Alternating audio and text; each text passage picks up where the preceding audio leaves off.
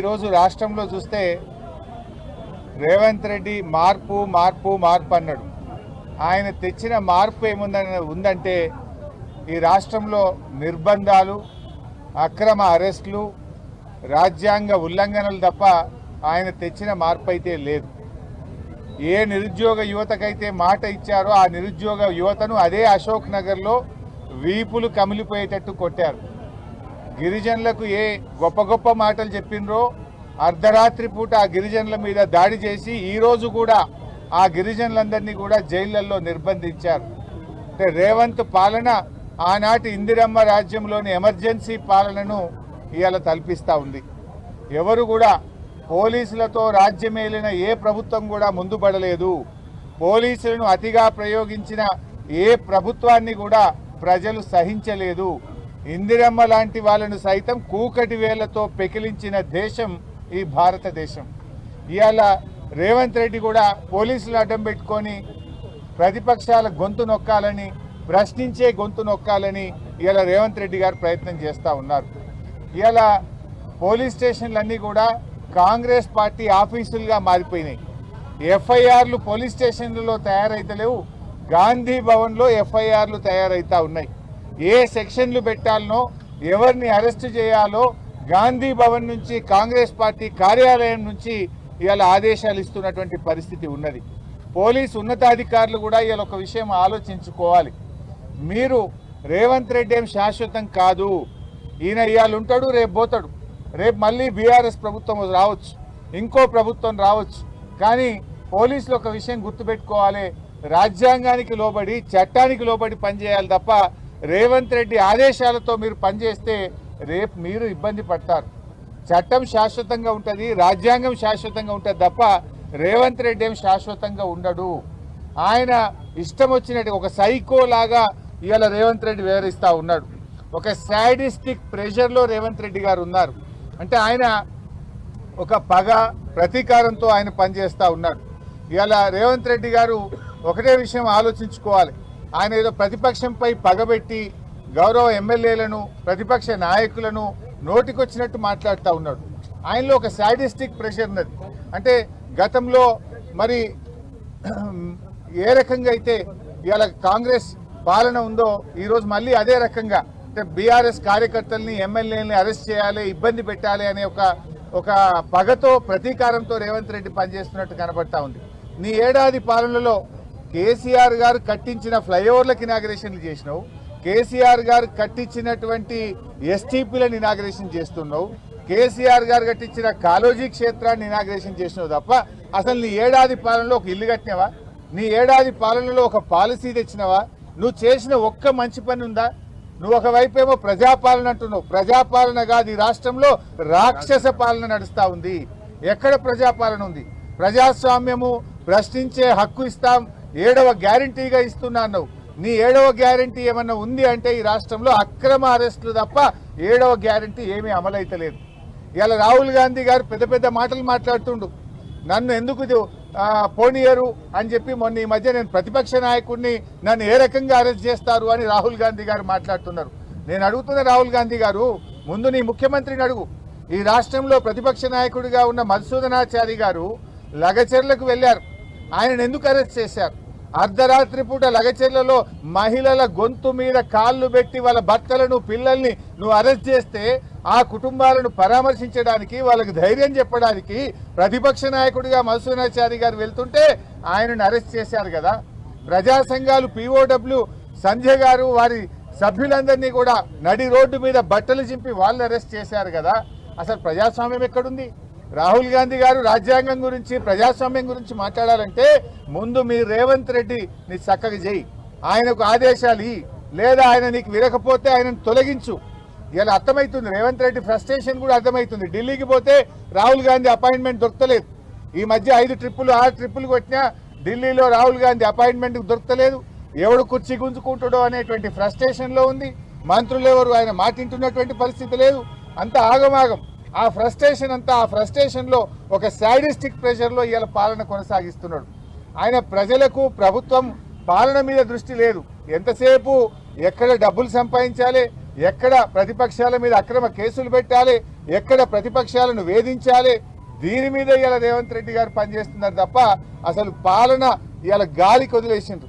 నీ ఏడాది పాలనలో ఏ వర్గం బాగుపడ్డది రేవంత్ రెడ్డి గారు? మహిళలకు నువ్వేమన్నా చేసినవా? మహిళలకు 1,00,000 కోట్ల వడ్డీలను రుణమన్నావు, అది బోగస్. కేసీఆర్ గారు ఇచ్చిన 5 లక్షల రూపాయలకే వడ్డీ లేని రుణం ఈరోజు ఈ రాష్ట్రంలో వర్తిస్తుంది. నీ 1,00,000 కోట్ల వడ్డీ లేని రుణం బోగస్. మహిళలకు నువ్వు చెప్పినటువంటి మహాలక్ష్మి బోగస్. ఇవాళ రేవంత్ రెడ్డి అంటున్నాడు మంచి సలహాలు ఇవ్వండి, సూచనలు ఇవ్వండి అని.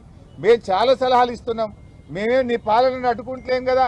నువ్వు 100 రోజుల్లో 6 గ్యారెంటీలు అమలు చేస్తా అని బాండ్ పేపర్ మీద నువ్వు ఒక దిక్కు, బట్టి విక్రమార్కో దిక్కు సంతకం పెట్టి కాళ్ళు ఏళ్ళు పట్టుకొని ఓట్లు వేయించుకున్నారు. 100 రోజులు కాదు, నీ పాలనకు 365 రోజులైంది. నీ 6 గ్యారెంటీలు అమలు చేయమని అడుగుతున్నాం. ఇది తప్ప? నువ్వు రైతులకు వరంగల్లో డిక్లరేషన్ ఇచ్చి 9 హామీలు రైతు డిక్లరేషన్లో వరంగల్లో చెప్పావు. 9 హామీల్లో ఒక్క హామీ అమలు కాలేదు, అది అమలు చేయమని చెప్పాం. ఇది తప్ప? ఇది సూచన కాదా? మేమేమంటున్నాం, నువ్వు చెప్పిన 15,000 రైతు బంధు ఈ రేవంత్ రెడ్డి, నువ్వు 2 సార్లు కాదు 3 సార్లు రైతు బంధు ఇవ్వని ఆ రోజు కేసీఆర్ని అడిగినావు. 3 సార్లు రైతు బంధు రేవంత్ రెడ్డి అన్నాం. ఇదేమన్నా నిన్ను అడ్డుకుంటున్నామా? నువ్వు అడిగిన మాటలే నీకు యాద్ చేస్తున్నాం, నువ్వు చెప్పిన మాటలే నీకు గుర్తు చేస్తున్నాం. అవ్వా తాతలకు 4,000 పింఛన్ ఇస్తా, ఇందిరమ్మ రాజ్యం వస్తుంది అన్నావు. 4,000 పింఛన్ ఎప్పుడు ఇస్తావు రేవంత్ రెడ్డి గారు అని నేను గుర్తు చేస్తా ఉన్నాం. ఇది తప్ప? అరే మూసీలో పేదల ఇండ్లు కూలగొట్టకు, హైడ్రా పేరిట గరీబోళ్ళ ఇండ్లు కూలగొట్టకు రేవంత్ రెడ్డి అన్నాం. ఇది సూచన కాదా? మూసీ మీద అఖిలపక్షం పిలువు, మేము వచ్చి నీకు సూచనలు ఇవ్వడానికి రెడీగా ఉన్నామని చెప్పినాం. అఖిలపక్షం పిలిచే ముఖం నీకు లేకపోయే, నువ్వు అఖిలపక్షం పిలవకపోతివి. ఇది సూచన కాదా? సూచనలు తీసుకునే సోయి నీకు లేదు, ఆ విజ్ఞత నీకు లేదు. ముఖ్యమంత్రిగా నువ్వు బిహేవ్ చేయడం లేదు. ఒక గల్లీ నాయకుడిలాగా, ఒక ముఠా నాయకుడిలాగా, ఒక ఫ్రాక్షనిస్ట్ లాగా, ఒక కక్షతో పగతో ప్రతిపక్షాల మీద నువ్వు వ్యవహరిస్తూ ఉన్నావు. కాంగ్రెస్ ఏమైంది? చట్టం కాంగ్రెస్ పార్టీ చుట్టమైపోయింది రాష్ట్రంలో.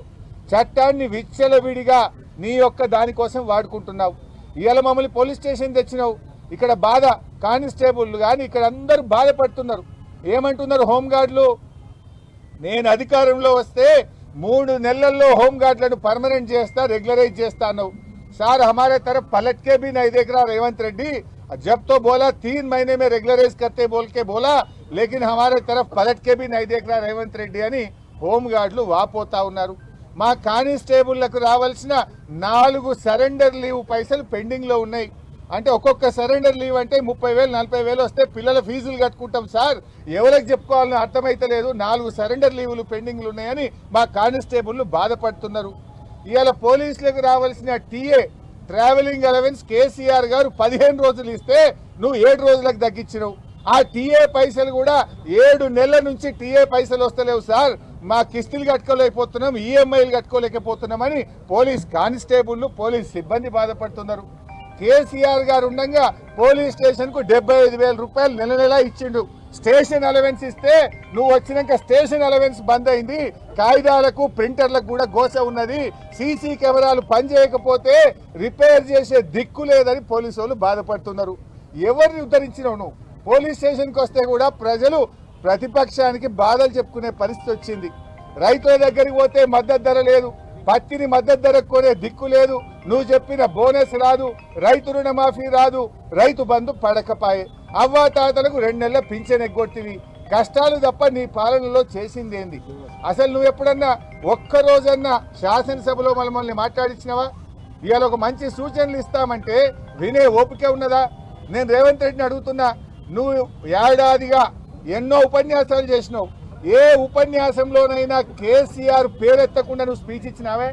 ఒక ముఖ్యమంత్రిగా ప్రజల గురించో, ఒక పాలసీ గురించో, ఒక అభివృద్ధి గురించో ఎప్పుడన్నా మాట్లాడినావా? నువ్వు నోరెత్తితే పేగులు మెడలేసుకే తిరుగుతా, గోటీలాడతా, లాగుల తొండలు జొర్రగొడతా, పిచ్చి బూతులు తప్పని ఒక చక్కటి మాట మాట్లాడినావా? కేసీఆర్ పేరెత్తకుండా నువ్వేనన్నా ఉపన్యాసం ఇచ్చినావా? నీ నిద్రల కళలు కూడా నీ కేసీఆర్ కనబడుతున్నాడు. నువ్వు ఒక ముఖ్యమంత్రిగా మర్యాదగా మాట్లాడితే, పాలసీ గురించి మాట్లాడితే, నువ్వు పద్ధతిగా వ్యవహరిస్తే ప్రతిపక్షంగా మేము నిర్మాణాత్మక పాత్ర పోషిస్తాం. ఇవాళ మా కౌశిక్ రెడ్డి గారిని ఎందుకు అరెస్ట్ చేసినావు?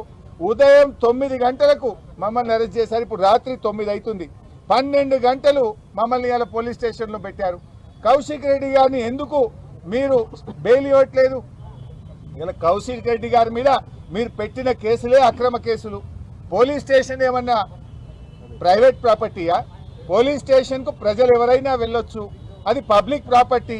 పోలీస్ స్టేషన్కు అపాయింట్మెంట్తో కంప్లైంట్ ఇవ్వడానికి కౌశిక్ రెడ్డి పోతే ట్రెస్ పాసింగ్ కేసు కౌశిక్ రెడ్డి గారి మీద పెట్టారు. అది పోలీస్ స్టేషన్లో ట్రెస్ పాసింగ్ ఉంటుందా? Is it a private property? I'm asking the police. అంటే ఆ రకంగా అక్రమ కేసు పెట్టారు. ఉదయం ఇంట్లో చెరబడి తలుపులు పగలగొట్టి కుటుంబ సభ్యులను కూడా భయభ్రాంతులకు గురి చేసి మా కౌశిక్ రెడ్డి గారిని అరెస్ట్ చేశారు. మరి కౌశిక్ రెడ్డిని అరెస్ట్ చేస్తే 12 గంటల నుంచి ఎందుకు బెయిల్ ఇవ్వరు? మెజిస్ట్రేట్ గారి ముందు ప్రొడ్యూస్ చేయరు. అంటే అర్ధరాత్రి దొంగరాత్రి తీసుకుపోతారా? 12 గంటలు బంజారా హిల్స్ పోలీస్ స్టేషన్లో కౌశిక్ రెడ్డిని ఎందుకు నిర్బంధించారు? 12 గంటలుగా కౌశిక్ రెడ్డి గారికి బెయిల్ ఇవ్వకుండా మెజిస్ట్రేట్ ముందు ప్రొడ్యూస్ చేయకుండా ఎందుకు ఆలస్యం చేస్తున్నారు అని నేను అడుగుతా ఉన్నా. హైదరాబాద్ పోలీస్ కమిషనర్ సివి ఆనంద్ కావచ్చు, ఇవాళ డీజీపీ గారు సమాధానం చెప్పాలి. Why are you keeping him in custody? 12 గంటలు పెట్టినావు, ఏ రాత్రి తీసుకుపోతావు? ఎందుకు దొంగ రాత్రి టెర్రరిస్టులను తీసుకుపోయినట్టు ఒక ప్రజాప్రతినిధిని, ఒక ఎమ్మెల్యేను అర్ధరాత్రి తీసుకుపోవాల్సిన అవసరం ఏంది? నువ్వు కోర్టుకే తీసుకుపోవచ్చు కదా. నాంపల్లిలో ఉదయం 10 నుంచి నీకు సాయంత్రం 5 దాకా కోర్టు ఫంక్షనింగ్ ఉంది కదా. కోర్టుకు తీసుకుపోకుండా ఎందుకు పోలీస్ స్టేషన్లో పెట్టుకున్నావు? అంటే నీకు ఏ సెక్షన్లు పెట్టాలనో ఇంకా రేవంత్ రెడ్డి చెప్పలేదా? గాంధీ భవన్కి వెళ్ళి మీకు ఇన్స్ట్రక్షన్స్ ఇంకా రాలేదా? ఈ రాత్రిపూట దొంగ సెక్షన్లు ఇంకెన్ని మార్చడానికి కుట్రలు చేస్తున్నారా? ఏందో ఎఫ్ఐఆర్లు మారుస్తారా మీరు? ఇది ఎక్కడి న్యాయం అని మేము అడుగుతా ఉన్నాం. 12 గంటల టైం సరిపోదా? మీరు వారిని మెజిస్ట్రేట్ ముందు ప్రొడ్యూస్ చేయడానికి 12 గంటల సమయం మీకు సరిపోవడం లేదా అని అడుగుతా ఉన్నా. అంటే మొత్తంగా ఈ ప్రజాపాలన అంతా కూడా రాక్షస పాలన, పోలీస్ పాలన, పీడిత పాలనగా నీ పాలన కొనసాగుతూ ఉంది. ఇప్పటికైనా బేషరతుగా ఇవాళ రాష్ట్ర వ్యాప్తంగా కూడా వందలాది వేలాది మంది బీఆర్ఎస్ కార్యకర్తల్ని అనేక పోలీస్ స్టేషన్లలో అరెస్ట్ చేసి పోలీస్ స్టేషన్లో ఇంకా కూడా పెట్టుకున్నారు. మహిళల్ని కూడా పెట్టుకున్నారు. మహిళా ప్రజాప్రతినిధుల్ని కూడా పోలీస్ స్టేషన్లో పెట్టి ఇబ్బంది పెడతా ఉన్నారు.